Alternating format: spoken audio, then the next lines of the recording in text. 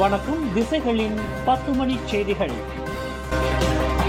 வழக்கு முடியும் வரை பாதுகாப்பு கோருகிறார் கீதாஞ்சலியின் கணவர் ஞானராஜா. பினாங்கு முன்னாள் முதலமைச்சர் லிம் குவான் எங் சம்பந்தப்பட்ட கடலடி சுரங்கப்பாதை நிர்மாணிப்பு திட்ட லஞ்ச ஊழல் வழக்கில் அரசு தரப்பின் முக்கிய சாட்சியான டத்தோஸ்ரீ ஜி ஞானராஜா வழக்கு முடியும் வரையில் தமக்கு பாதுகாப்பு கோரியுள்ளார். பட்டாலிங் ஜெயா ஜாலான் காசிங்கில் உள்ள ஞானராஜாவின் வீட்டிற்குள் நேற்று நுழைந்த 10 பேர் கொண்ட கும்பல் ஒன்று அவரை கண்மூடித்தனமாக தாக்கி காயப்படுத்திய பின்னர் வீட்டில் உள்ள விலை உயர்ந்த பொருட்களை கொள்ளையடித்துக் கொண்டு தப்பிய சம்பவத்தை தொடர்ந்து தொலைக்காட்சி பிரபலம் கீதாஞ்சலியின் கணவரான அந்த தொழிலதிபர் தமக்கு பாதுகாப்பு வழங்கப்பட வேண்டும் என்று கோரியுள்ளார். தாம் முக்கிய சாட்சியாக இருக்கும் லிம் குவான் எங் சம்பந்தப்பட்ட வழக்கு விசாரணை முடியும் வரையில் சாட்சிகள் பாதுகாப்பு திட்டத்தின் கீழ் தமக்கு அதிகாரப்பூர்வமான பாதுகாப்பு வழங்கப்பட வேண்டும் என்று ஞானராஜா கோரியுள்ளார். ஞானராஜாவிற்கு அதிகாரப்பூர்வ பாதுகாப்பு கோரி ஒரு கடிதம் போலீஸ் துறைக்கு அனுப்பப்படும் என்று அவரின் வழக்கறிஞர் ஆர்த்தி ராஜசேகரன் இன்று தெரிவித்துள்ளார். இந்த தாக்குதல் சம்பவத்திற்கு பிறகு தமது கட்சிக்காரருக்கு அதிகாரப்பூர்வ பாதுகாப்பு அவசியமாகிறது என்று ராஜசேகரன் குறிப்பிட்டார். இதனிடையே தமக்கும் தமது குடும்பத்திற்கும் போலீசார் பாதுகாப்பு வழங்க வேண்டும் என்று ஞானராஜா வலியுறுத்தியுள்ளார். நேற்று பட்டாலிங் ஜெயா மாவட்ட போலீஸ் தலைவர் ஷாருல் நிசாம் ஜஃபர் வெளியிட்ட தகவலின்படி சம்பந்தப்பட்ட தொழிலதிபர் தாக்கப்பட்ட சம்பவத்திற்கும் அவர் முக்கிய சாட்சியாக இருக்கும் வழக்கிற்கும் எவ்வித தொடர்பும் இல்லை என்று தெரிவித்திருந்தார். பட்டாலிங் ஜெயா ஜாலான் காசிங்கில் உள்ள தங்கள் வீட்டின் வளாகத்திற்குள் நுழைந்த 10 பேர் கொண்ட கும்பல் தனது கணவர் ஞானராஜாவை தாக்கிய சம்பவம் திட்டமிட்டு கொள்ளையடிக்க வந்த கும்பலைப் போல் தெரியவில்லை என்று அந்த தொழிலதிபரின் மனைவி கீதாஞ்சலி தெரிவித்துள்ளார். நேற்று காலை 6:30 மணிக்கும் 7:50 மணிக்கும் இடைப்பட்ட நேரத்தில் நிகழ்ந்த இந்த சம்பவம் இயல்பான கொள்ளை சம்பவம் போல் இல்லை என்று கீதாஞ்சலி குறிப்பிட்டார். இது ஒரு கொள்ளை சம்பவம்தான் என்று முன்கூட்டியே முடிவுக்கு வந்துவிட முடியாது. காரணம், சம்பந்தப்பட்ட நபர்கள் நடத்திய தாக்குதல் மற்றும் அவர்கள் எச்சரித்த விதம் அனைத்தையும் பார்க்கும்போது கொள்ளையடிக்கும் போர்வையில் தங்களை மிரட்ட வந்த கும்பல் போல் தெரிகிறது. அந்த நபர்கள் வீட்டு வளாகத்திற்குள் நுழைந்தபோது சில வினோத சம்பவங்கள் நிகழ்ந்தன. அவற்றை தம்மால் அம்பலப்படுத்த இயலாது என்று கீதாஞ்சலி தெரிவித்துள்ளார். எனினும் வழக்கு ஒன்றில் தமது கணவர் முக்கிய சாட்சியாக இருப்பதால் தமது கணவருக்கும் தங்கள் குடும்பத்திற்கும் போலீஸ் பாதுகாப்பு அவசியமான ஒன்று என்று கீதாஞ்சலி குறிப்பிட்டார். எதிர்வரும் அக்டோபர் மாதம் மக்களவையில் தாக்கல் செய்யப்படவிருக்கும் 2026 ஆண்டுக்கான பட்ஜெட் அண்மையில் வெளியிடப்பட்ட 13வது மலிசு திட்டத்தின் இலக்குகளை ஆதரிக்கும் வரவு செலவு திட்டமாக விளங்கும். உச்ச வரம்பை உயர்த்துதல், அடித்தள வரம்பை உயர்த்துதல், பொது நிர்வாகத்தில் நல்லாட்சியை வலுப்படுத்துதல் ஆகிய 3 முக்கிய கூறுகளில் இந்த பட்ஜெட் கவனம் செலுத்தும். 2026 ஆண்டிற்கான பட்ஜெட் எதிர்வரும் அக்டோபர் மாதம் 10ஆம் தேதி தாக்கல் செய்ய திட்டமிடப்பட்டுள்ளதாக நாடாளுமன்ற நிகழ்ச்சி அட்டவணையில் குறிப்பிட்டுள்ளது. உச்ச வரம்பை உயர்த்துவதன் மூலம் நாட்டின் போட்டித்தன்மையை மேம்படுத்துவதையும் உயரிய வளர்ச்சி, அதிக தாக்கமுள்ள துறைகள், குறிப்பாக செமிகண்டக்டர், எரிசக்தி மாற்றம் மற்றும் இஸ்லாமிய பொருளாதார வளர்ச்சியை ஆதரிப்பதையும் அரசாங்கம் நோக்கமாக கொண்டுள்ளது என்று 2வது நிதியமைச்சர் டத்தோஸ்ரீ அமீர் அம்சா அசிசான் தெரிவித்தார். ரஷ்யாவிற்கு 6 நாள் அதிகாரத்துவ வருகை மேற்கொண்டுள்ள மலேசிய மாமன்னர் சுல்தான் இப்ராஹிம் இன்று வியாழக்கிழமை மாஸ்கோவில் உள்ள ரஷ்ய தானியங்கி தொழில்நுட்ப மேம்பாட்டு மையத்தை பார்வையிட்டார். மாமன்னர் அந்த மையத்திற்கு வருகை புரிந்தபோது அந்த மையத்தின் நிர்வாக தலைமை செயல்முறை அதிகாரி ஃபெடோர் நாசரோவ் மகத்தான வரவேற்பை நல்கியதுடன் அந்த மையத்தின் செயல்பாடு குறித்து மாமன்னருக்கு விளக்கம் அளித்தார்.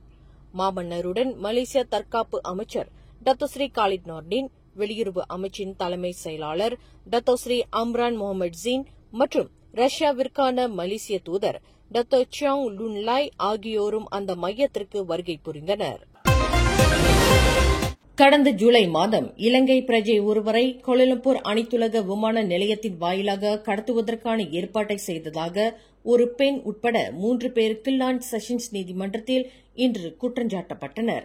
2 மலேசியர்களான 27 வயது சந்தியா தர்ஷினி, 46 வயது ஜனார்த்தனன் அப்புப்பிள்ளை மற்றும் ஒரு இலங்கை பிரஜையான 48 வயது விதிவரன் பழனி ஆகிய மூவர் நீதிபதி முகமது சப்ரி இஸ்மாயில் முன்னிலையில் நிறுத்தப்பட்டு மொழிபெயர்ப்பாளர் உதவியுடன் குற்றச்சாட்டு தமிழில் வாசிக்கப்பட்டது.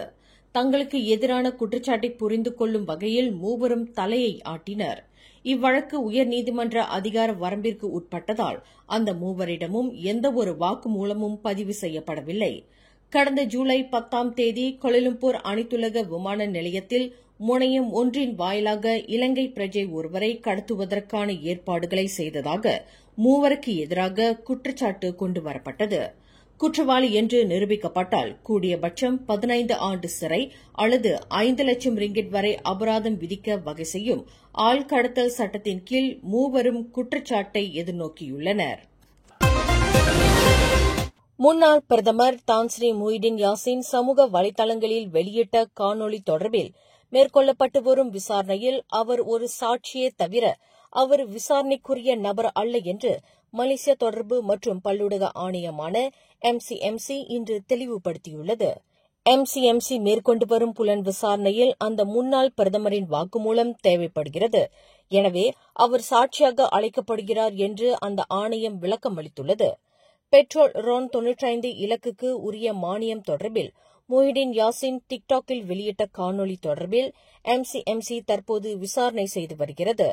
இந்த விசாரணையில் தங்களின் முழு கவனம் அதன் உள்ளடக்கமே தவிர அதன் குற்றச்சாட்டோ அல்லது வாதமோ அல்ல என்று MCMC இன்று வெளியிட்ட ஓர் அறிக்கையில் தெரிவித்துள்ளது.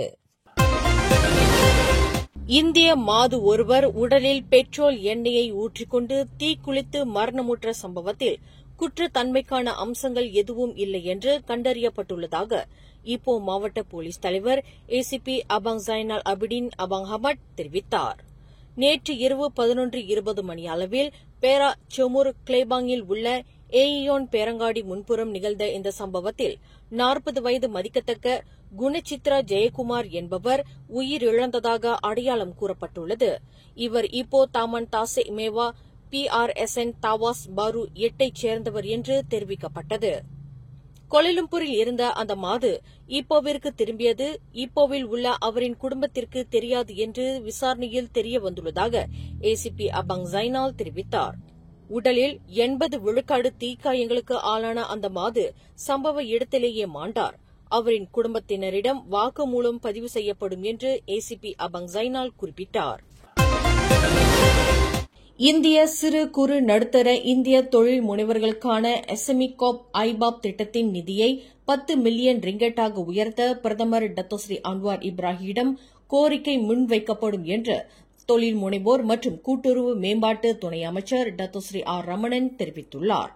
SME Corp IBOP திட்டத்தின் கீழ் தற்போது 6 மில்லியன் ரிங்கிட் ஒதுக்கப்பட்டுள்ளது.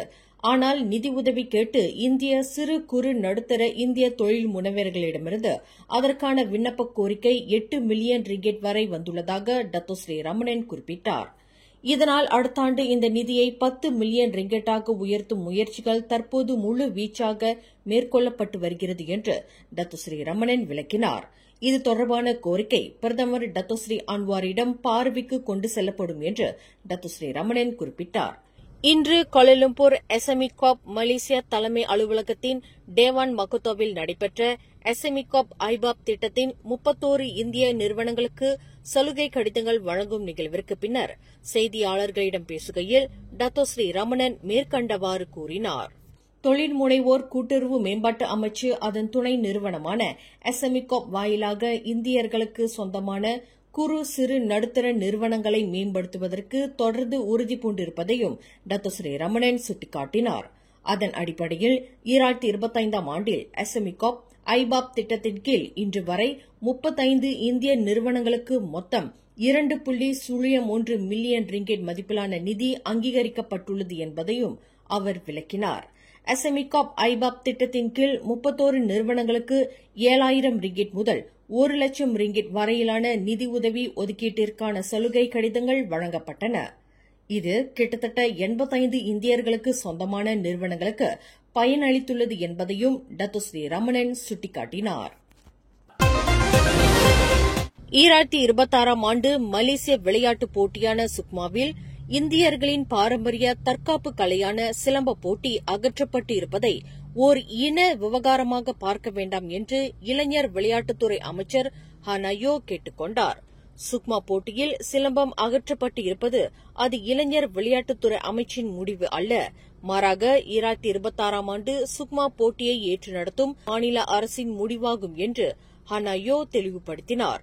சுக்மா போட்டியில் உபசரணை மாநிலம் என்ற முறையில் அந்த தேசிய விளையாட்டுப் போட்டியில் என்னென்ன விளையாட்டுகளை சேர்த்துக் கொள்ள வேண்டும் என்று முடிவெடுக்கும் அதிகாரம் அந்தந்த மாநில அரசுக்கு உண்டு என்று ஹனாயோ விளக்கினார்.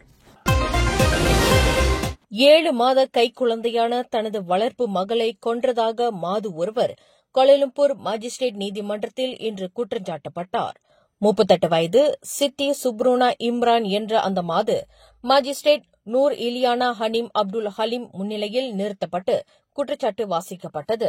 இவ்வழக்கு உயர் நீதிமன்றத்துக்கு மாற்றப்படுவதால் அந்த மாதுவிடம் எந்தவொரு வாக்குமூலமும் பதிவு செய்யப்படவில்லை. கடந்த ஜூலை 30ஆம் தேதி காலை 7 மணி அளவில் கோலாலம்பூர் செராஸ் ஜலான் ஸ்ரீ பெர்மைசூரியில் உள்ள ஒரு ஆடம்பர வீட்டில் அந்த மாது தனது வளர்ப்பு மகளை கொன்றதாக குற்றச்சாட்டில் தெரிவிக்கப்பட்டது. இப்போ செமோர் தாமான் கிளேபாங் ஜெயாவில் ஒரு வீட்டில் பெண்ணின் அழுகிய சடலம் இன்று வியாழக்கிழமை மாலை 4:20 மணியளவில் கண்டுபிடிக்கப்பட்டது. அந்த வீட்டிற்கு அருகில் உள்ள நீர் சுத்திகரிப்பு இயந்திரத்தில் பராமரிப்பு பணியை மேற்கொள்ள சென்ற முகவர் ஒருவர் அந்த வீட்டை கடந்து செல்லும்போது சடலத்தை கண்டு போலீசுக்கு தகவல் அளித்துள்ளார். துர்நாற்றம் கடுமையாக இருந்ததால் அந்த வீட்டை எட்டிப் பார்க்க முயற்சித்தபோது பெண்ணின் சடலத்தை அந்த முகவர் கண்டுள்ளார் என்று தெரிவிக்கப்பட்டது. மேலும் செய்திகளை தெரிந்து கொள்ள கீழே இருக்கும் பெல் பட்டனை அழுத்துங்கள். உங்கள் மகிழ்ச்சியை வெளிப்படுத்த லைக் மற்றும் ஷேர் செய்யுங்கள். தொடர்ந்து திசைகளோடு இணைந்திருக்க சப்ஸ்கிரைப் செய்யுங்கள்.